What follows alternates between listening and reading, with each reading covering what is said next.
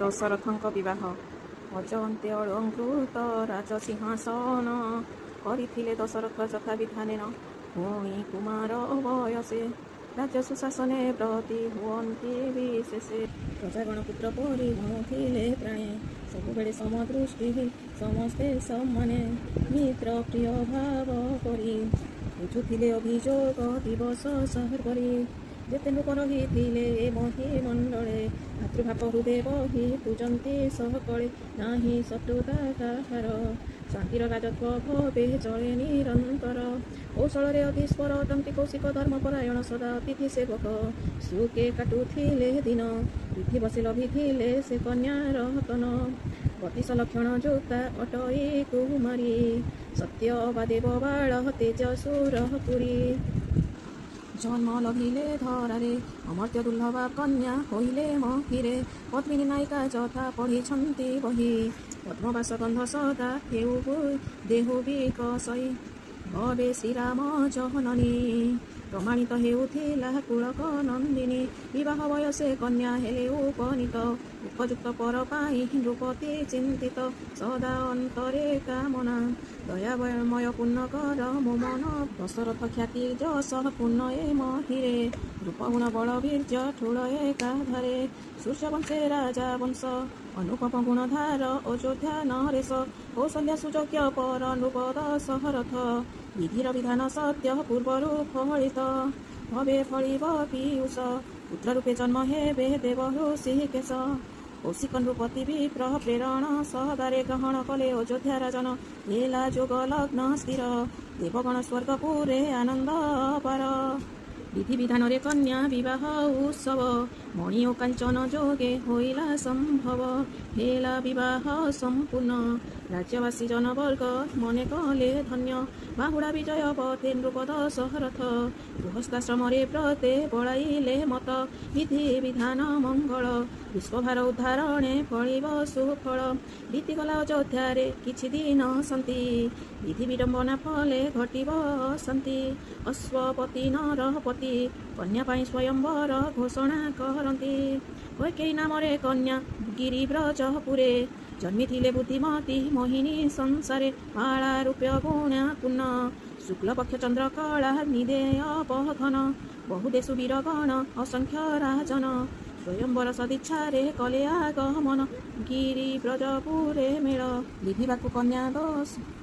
ଲିଭିବାତୁ କନ୍ୟା ରତ୍ନ ପ୍ରାଣେ ହିଁ ଚଞ୍ଚଳ।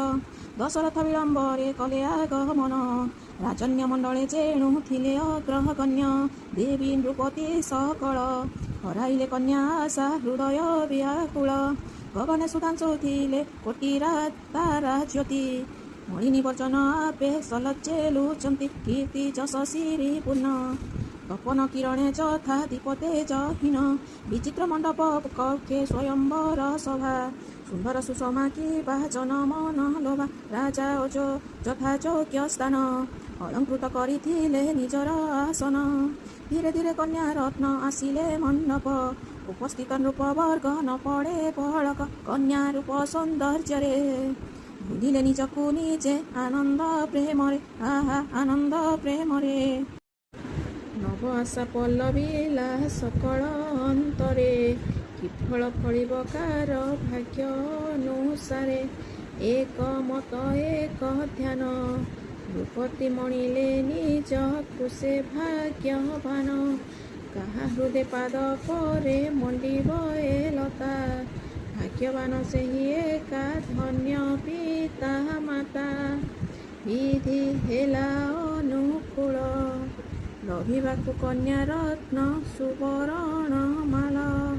ଦଶରଥ ହୃଦୟରେ କାମିନୀ କାଞ୍ଚନ, ସୁନ୍ଦରୀ ରୂପସୀ ରତ୍ନ ଲଭିବ ଯେ ଜନ। ପୂର୍ବେ ପୁଣ୍ୟ କରିଥିଲେ, ଏବାଳ ବରଣ ମାଳା ଲମ୍ବାଇବ ଗଳେ। ଚାରୁ ଗମନରେ ଆସେ କୈକେୟୀ ସୁନ୍ଦରୀ, ନକ୍ଷତ୍ର ମଣ୍ଡଳ ମଧ୍ୟେ ସୁଧାଂଶୁ ଯେପରି। ଦେଖି ଭାବିଲେ ରାଜନ, ନୀଳନଭ ଘନେ ବିଦ୍ୟୁରମଣି ରତନ।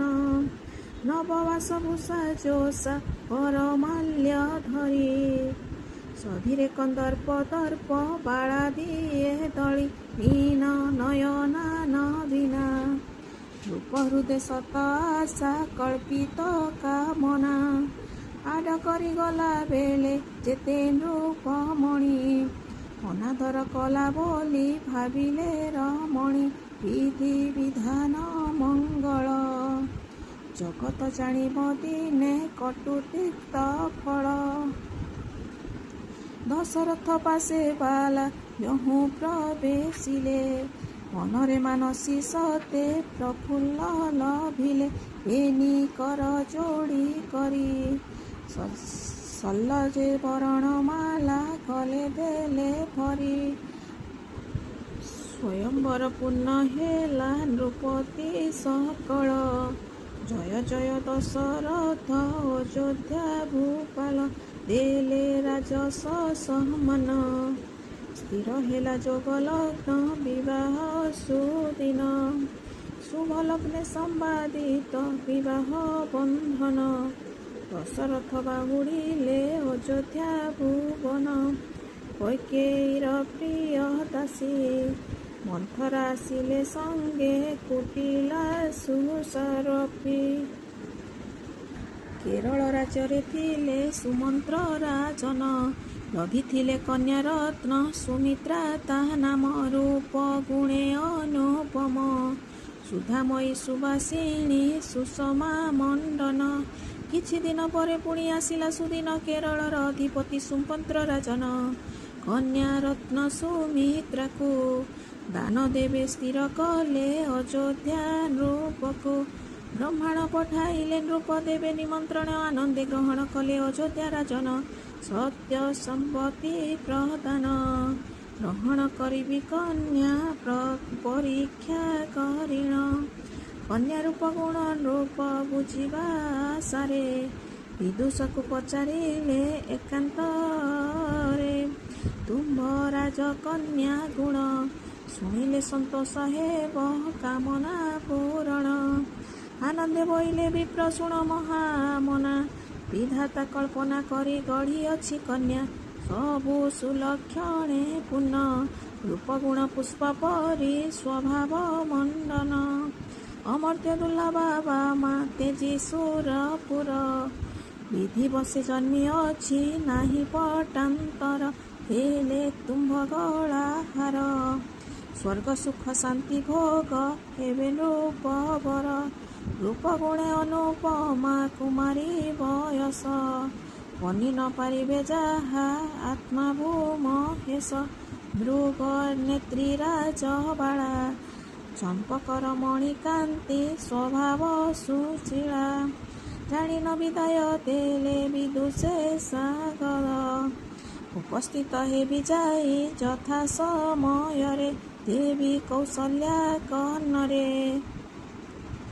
ଦଶରଥ ଶୁଣାଇଲେ ଦାମ୍ପତ୍ୟ ସ୍ନେହରେ ସତୀ ପତିବ୍ରତା ଗୁଣେ କୌଶଲ୍ୟା ସୁନ୍ଦରୀ ସଦିଚ୍ଛା ଜଣାଇ କାନ୍ତେ ବିନୟ ପ୍ରଚାରି ରାଣୀ କୈକେୟୀ ପାଖରେ ଅଜଣାଇ ଯାଅ ସ୍ୱାମୀ ଅତି ଗୋପନରେ କନିଷ୍ଠା ଭଉଣୀ ପରି ମଣ୍ଡିବି ସର୍ବଦା ସ୍ନେହରୁ ବଞ୍ଚିତ କେବେ ନତେ ଯିବି ଶ୍ରଦ୍ଧା ମୋର ଆନନ୍ଦ ପାର ବିଦ୍ୱେଷ କାମନା ହୃଦ କରିଛି ମୁଁ ଦୂର ଦଶରଥ ବୁଝୁଥିଲେ କୈକେୟୀ ଅନ୍ତର କୌଶଲ୍ୟାଙ୍କ ଉପଦେଶ ମଣି ଶ୍ରେୟସ୍କର ହୃଦେ କାମନା ପ୍ରବଳ ନିୟତି ନିର୍ଦ୍ଦେଶ ଘେନି ଫଳେ ଶୁଭ ଫଳ ମୃଗୟା ଛଳନା କରି ଅଯୋଧ୍ୟା ରାଜନ କେରଳକୁ କରିଲେ ନବ ଅଭିଯାନ ଆଶା କାମିନୀ ଲାଳସା ଅପୂର୍ଣ୍ଣ ରହେ ନାକାର ଅନ୍ତରେ ପିପାସା ମହାସମାରୋହ ପଥେ ଜଣାଇ ସ୍ୱାଗତ ପାଛଟିଣ ଘେନି ଗଲେ ନୃପତି ସ୍ୱତନ୍ତ୍ର କଲେ କନ୍ୟା ରତ୍ନ ଦାନ ଉପହାର ଦେଲେ ବହୁ ମାଣିକ୍ୟ କାଞ୍ଚନ ବାହୁଡ଼ା ବିଜୟ ପଥେ ନୃପତି ଫେରିଲେ ସୁମିତ୍ରା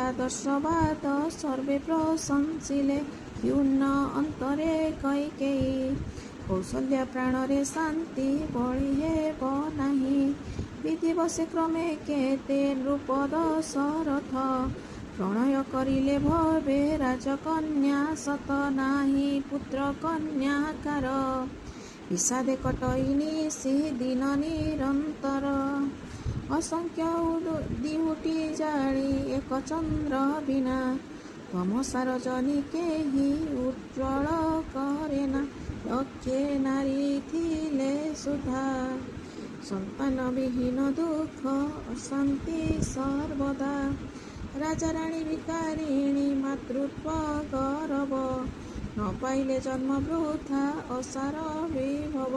କନ୍ୟା ନିନ୍ଦା ଚିରକାଳ ସନ୍ତାନ ବିହୀନା ନାରୀ ଜୀବନ ନିଷ୍ଫଳ। ସମୟ ଅଯୋଧ୍ୟା ଦେବ ଆନନ୍ଦ ଧୀର ଜନ୍ମ ହେବେ ନାରାୟଣ ରାମ ଅବତାର ହେବ ବିଶ୍ୱର କଲ୍ୟାଣ। ସନ୍ଥ କବି ସୁଧାର ସହ ପୁଣ୍ୟ ରାମାୟଣ।